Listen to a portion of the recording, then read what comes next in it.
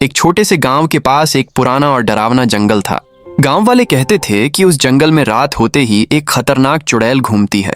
जो भी रात में वहां जाता वह कभी वापस नहीं आता। इसलिए लोग सूर्य ढलते ही सब लोग अपना दरवाजा बंद कर देते थे और जंगल की तरफ कोई नहीं जाते थे। उसी गांव में रवि नाम का एक बहादुर लड़का रहता था। एक दिन उसकी गाय उसी जंगल में चली गई।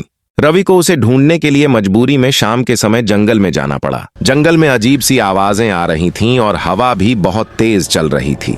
थोड़ी दूर चलने के बाद रवि को एक टूटा फूटा पुराना घर दिखा। घर के अंदर से हल्की लाल रोशनी आ रही थी।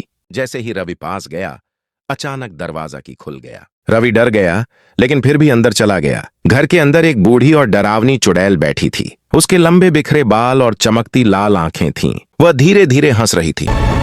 तभी रवि को समझ आया कि वही जंगल की चुड़ैल है।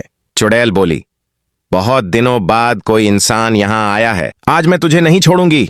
इतना कहते ही उसने अपने लंबे नाखून बढ़ा लिए और रवि की तरफ बढ़ने लगी। रवि बहुत डर गया और भागने लगा। भागते भागते अचानक रवि जमीन पर गिर गया। तभी उसे याद आया कि उसकी दादी ने उसे हनुमान जी का ताबीज दिया था। रवि ने तुरंत वह ताबीज निकाल लिया और जोर से बोला, जय हनुमान। अचानक वहां तेज चमकदार रोशनी फैल गई। चुड़ैल जोर जोर से चिल्लाने लगी, नहीं नहीं, ये रोशनी मुझे जला रही है। कुछ ही पल में चुड़ैल धुएं में बदलकर गायब हो गई। रवि जल्दी जल्दी जंगल से बाहर भागा और सीधे अपने गांव पहुंच गया। उसने सारी बात गांव वालों को बता दी। उस दिन के बाद वह चुड़ैल कभी वापस नहीं आई। उस दिन के बाद गांव वाले खुशी से रहने लगे।